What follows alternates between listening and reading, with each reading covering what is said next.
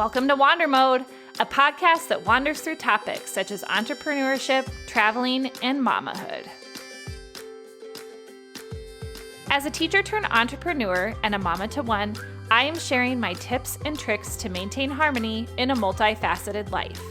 Let's wander.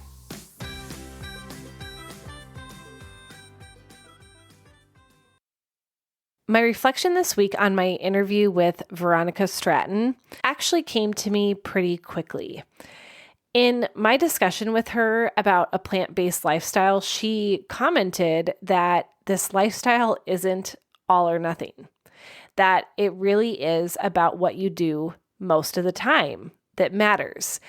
And it got me thinking about how often in life I tend to live in this all or nothing mindset.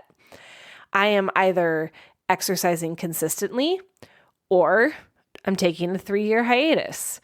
I am either really good about getting to bed at a decent hour or I am going to bed way too late. I am either working the hours that I should be in order to maintain work-life harmony or I am overcommitted and stressed. Why is it that the teeter-totter of life never seems to just hold in the middle? And I pondered this last week.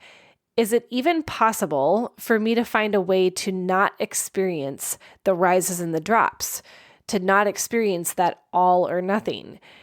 And I think that I know my answer, but I'm going to share a few examples of my teeter-totter life lately and see if any of these resonate with you. I promise I will answer that question at the end. If you listened to the episode in which I shared my goals, you would know that I set 2 this year. 1, to regain the strength that I felt pre-pregnancy 3 years ago, and the other to shift my mindset from what I haven't done to what I have accomplished. So the first example is about my strength goal. The strength goal came about because I virtually took the last 3 years off from exercising my body. And the teeter-totter dropped me on my butt and made it very evident on a hike with my kiddo that I had zero strength and I was struggling to keep up with what she was doing. Cue the big wake-up call. So I invested in arming myself with some tools this year to learn about fitness and strength and nutrition. At 40, as of today, I am 30 days into this goal and going strong. And if 19 days is a typical quitting period for most people after they start a goal, then technically I should have dropped it by now. But I haven't. And I promise that I will continue to check back in with you in the future and I will be 100% honest about where it is that I'm at. But I attribute the maintenance of this goal this year to a change that I have never made. And that was based on what I learned from Amy Olson and subsequently Mel Robbins. And that was to always come back to your values, your why. Now, obviously, I live many aspects of my life by my values, but I've never aligned my goals to my values. And now, anytime I don't feel like exercising, I think, Julie, why do you need to do this? And when I say to myself, it's because I want to be strong to keep up with my girl, I do it. That is all the motivation I have needed this year. With this example, I am staying level for now and living life in the middle rather than in the all or nothing. The second example is based on my second goal, which was to shift my mindset to what I am doing versus what I haven't done. This one is still really tough for me, but I am finding that it is becoming more automatic to think this way and fight the negative self-evaluations. A big test of this for me was late last week. Hubby was out of town for the weekend, and on Thursday night, my daughter came down with the stomach flu. I had such a big to-do list for myself for Friday while she was at daycare. And I had the same big to-do list for myself when she was going to nap on Saturday and Sunday. And that darn stomach flu that involved getting sick every hour for 12 hours had a way of tossing those plans straight out the window. So Friday morning, running on absolutely no sleep, and then working through an issue that one of our Airbnbs had during her nap, I had to take a real deep breath and first be super grateful for some supportive friends who took our dog and brought bananas that would sit okay on the kiddo's stomach. Then I had to shift my mindset to focus on what I did do. And this is how it went for me. Instead of, Julie, you didn't make any progress on the online course today, it was, Julie, you pulled an all-nighter, which it's been a hot second since I've done one of those, and you took care of a kiddo that needed you. Instead of, I didn't post to social media, it was, Julie, you played hours of Monopoly Junior and puzzles Friday morning through Saturday because your kiddo needed downtime to recover. And you know what? I ended up loving every single minute of that time. I wish that I didn't gain that time with her because she got sick. But really, rarely anymore do we have that much time in our days to just be for hours and hours. And I really think that because I am working on shifting that mindset, it is why I ended up loving that time. I didn't let the negativity hang over me all day long and then cloud what was happening right in front of me. So again, this goal is tied back to my values, my value of being a lifelong learner and finding the lessons and things that are happening around me. And with this particular example, I was able to find the lesson of needing to slow down. In full transparency, this second example is not as level for me as the first in terms of living life in the middle and not being at the all or nothing. But I would say that I am not experiencing the extreme swings between the all or nothing that I was experiencing prior to the start of the year. So that's a win for me.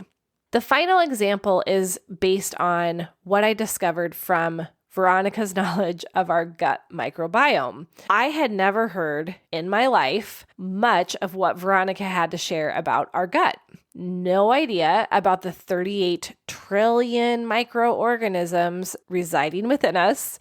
No idea that consuming 30 plant-based foods a week could shift my microbiome a great deal.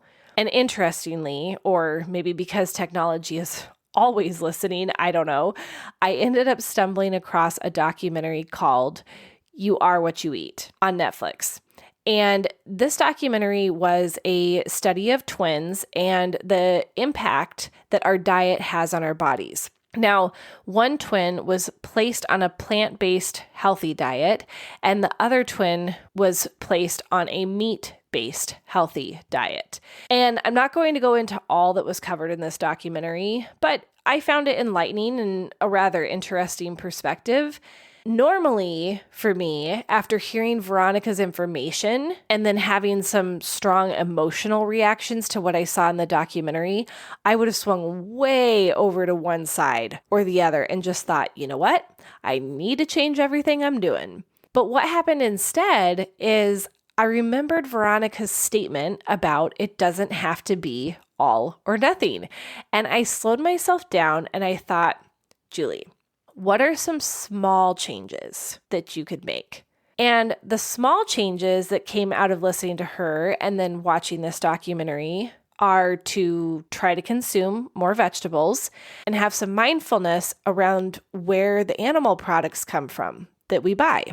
We have all likely heard our entire lives, eat more fruits and vegetables. I am personally super good at eating fruits, but not so much the vegetables. And I know that they both come from plants, so obviously you should eat both. But one small shift that I could make was eating more foods that were vegetables and learning how to prepare them in a way that would make me want to eat them. Then I did some research on where the animal-based products that I consume come from. I gleefully learned that the eggs we buy come from a regional company out of Duluth, Minnesota. They're called Locally Laid Eggs, and they are on a mission for the better treatment of chickens and focusing on regenerative practices and wanting the sale of eggs to look different. And that was something that the documentary had addressed. So I was very excited to learn that about our eggs because I really, really love eggs. Then I researched some alternatives to where we buy our meat, and it really brought me to consider a lot of our local sources that we have here. And fortunately, we live in Minnesota, in which there are a ton of farms and small farms that might even be right around you. So with this example, I really slowed down and thought about what I could learn. I slowed down and I thought about what I should be aware of. I slowed down and I thought about the small changes that I can make. So this last example kept me out of the all or nothing space. And honestly, thinking that way really felt good and manageable. Coming back to the original question, is it possible for me to find a way to not experience the all or nothing mindset? My answer is realistically, probably not. I'm human. I'm imperfect. And I think it's in those moments when we find ourselves in the all or nothing that makes us realize that something needs to change, that something needs to give, something needs your awareness of its existence. So I'm going to choose to appreciate the times when I am living life in the middle, and I will know that the rises and falls, the alls or the nothings of this wandering life that I am living will be there when they must. If you wandered to this point in the episode, thank you for listening to the Wander Mode podcast. Please leave a review and subscribe. You can follow me on Instagram and Facebook at WanderModeCo. Reach me by email at julie@wandermode.co. Until next time, wander on.